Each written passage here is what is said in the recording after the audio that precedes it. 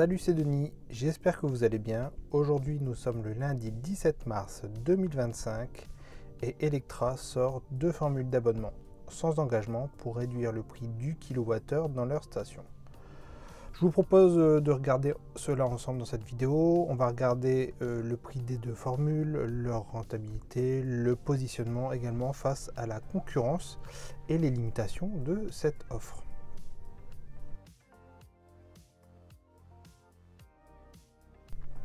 Tout d'abord, petit focus sur Electra pour ceux qui ne connaissent pas ou qui ne suivent pas trop l'actualité.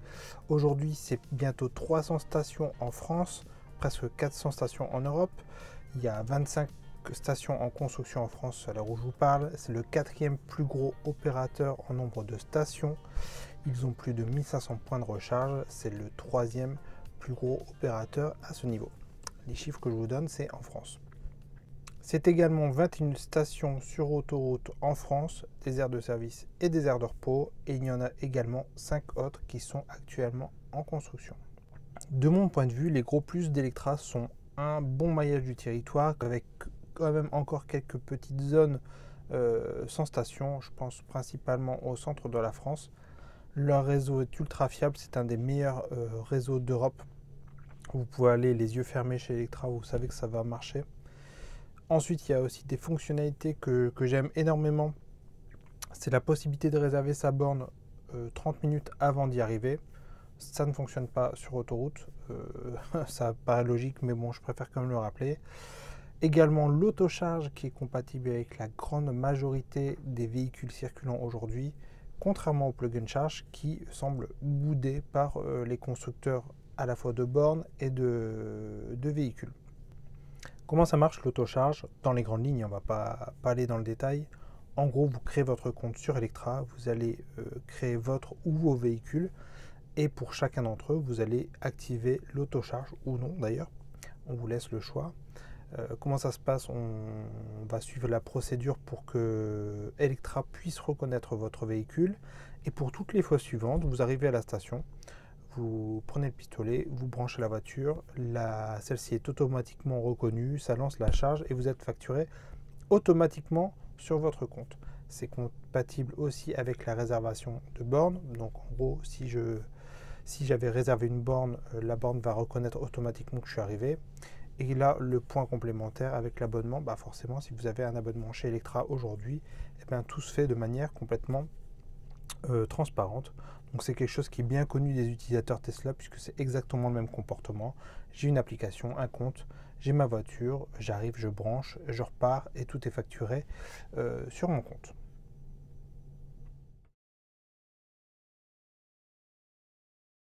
Place aux abonnements maintenant. Donc deux offres qui sont proposées par Electra. Je vais vous présenter un petit peu les informations que j'ai et également mon ressenti personnel. Donc la première formule qui pour moi est la plus intéressante, qui va intéresser 95% d'entre vous, c'est la formule à 4,99 € par mois qui permet de réduire le prix du kilowattheure à 39 centimes. La deuxième formule à 19,99 € par mois qui je trouve déjà est psychologiquement un petit peu cher, mais c'est juste psychologique, ça permet d'avoir le prix du kilowattheure à 29 centimes. Ces formules sont uniquement valable en France. C'est bien dommage pour nos amis belges car le réseau Electra est très fortement développé là-bas. J'espère que ça arrivera pour vous par la suite. Comme je l'ai dit, elles sont sans engagement, elles sont annulables à tout moment. Vous allez sur l'application et vous pouvez arrêter l'abonnement très facilement. Quid de la rentabilité? Pour l'offre à 5 € par mois, je sais, j'ai arrondi d'un centime, mais je pense que vous ne m'en voudrez pas, c'est pour plus de simplicité. On va d'abord rappeler les tarifs actuels d'Electra qui sont de 59 centimes le kilowattheure dans l'après-midi, donc ce qu'on va appeler les heures pleines, et 49 centimes le kilowattheure en dehors de ces journées, en dehors de ces heures-là, pardon. Donc, si par rapport à 59 centimes le kilowattheure, au-delà de 25 kWh chargés, vous allez commencer à rentabiliser votre abonnement. Et si on est sur un tarif de 49 centimes, ce sera à partir de 50 kWh que la rentabilité intervient. Donc en gros, pour faire simple, j'ai calculé aussi en autonomie, donc ça fait à peu près 250 km d'autoroute où vous allez pouvoir rentabiliser cette offre. Donc, pour faire simple, si vous devez charger chez Electra, prenez l'abonnement à 4,99 €. De toute façon, vous allez faire de l'économie en prenant cet abonnement pour une seule charge. Pour l'offre à 20 € par mois, c'est un peu plus compliqué que ça. Alors si on reprend la base de 59 centimes, c'est à partir de 67 kWh que l'offre devient intéressante. Avec 49 centimes, on arrive sur 100 kWh, soit approximativement deux charges. Je trouve que ça commence à faire beaucoup. Mais attention, il ne faut pas comparer cette offre par rapport au prix normal, il faut comparer les offres entre deux. Je m'explique. Donc en fait, l'abonnement à 5 € par mois reste plus intéressant que celui à 20 € par mois si vous chargez moins de 150 kWh par mois. 150 kWh, il faut quand même les charger. Il faut quand même les utiliser. Donc cette offre sera à réserver aux très gros rouleurs, à ceux qui chargent énormément, à ceux qui ne peuvent pas charger chez eux, qui ont une borne Electra très près de chez eux. Enfin voilà. Donc attention, soyez vigilants à cette offre. Elle reste intéressante si vous chargez énormément. Quid par rapport à la concurrence? Eh bien en fait, on est à peu près équivalent à l'offre Ionity, donc la formule Passport. On est aussi équivalent à peu de choses près à l'offre Mobilize. Je sais que Mobilize est en train de verrouiller un petit peu leur offre. Je sais que beaucoup d'entre vous ont profité de cette offre, même s'ils n'avaient pas de véhicule Renault, pour prendre un abonnement Mobilize pour payer moins cher chez Ionity. Donc attention, peut-être que demain ça ne fonctionnera plus, puisque aujourd'hui pour activer son badge, il faut forcément rentrer un identifiant de véhicule Renault. Donc possible que demain ça ne fonctionne plus. En tout cas, on est sur des offres à peu près équivalentes. Par rapport à Tesla, c'est compliqué de calculer où est-ce qu'on se situe avec Electra, parce que Tesla, c'est jamais le même prix en fonction de la station, c'est pas le même prix en fonction de l'heure. En plus, des fois, il y a des heures super creuses, etc. Donc, c'est un peu compliqué.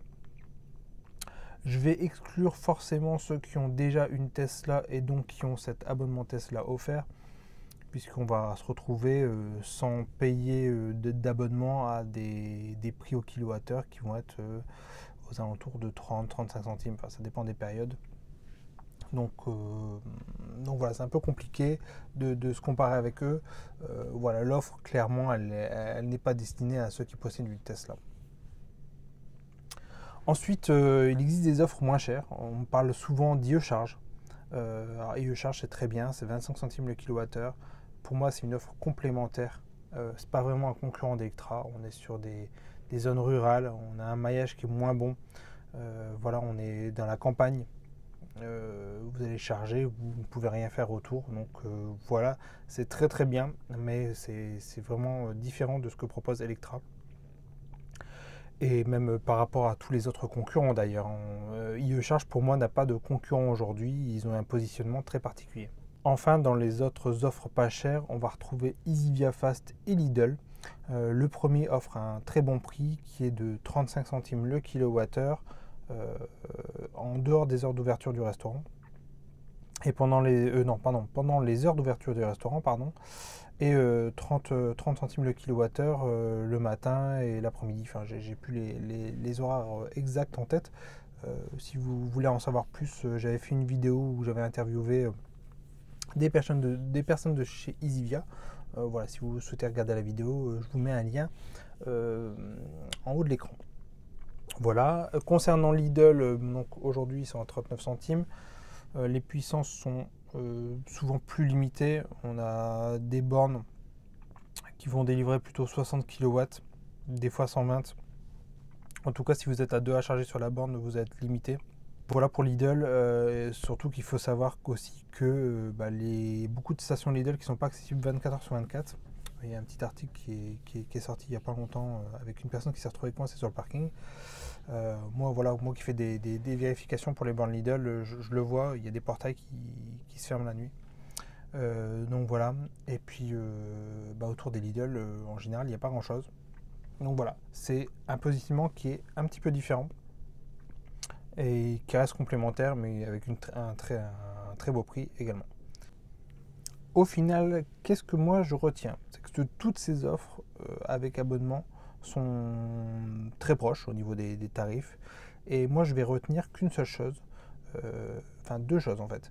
La première chose, c'est vous devez charger une fois chez Electra, prenez la formule d'abonnement, ça vous reviendra moins cher. Pourquoi s'en priver? Il n'y a pas d'engagement en plus, donc voilà, vous prenez l'abonnement.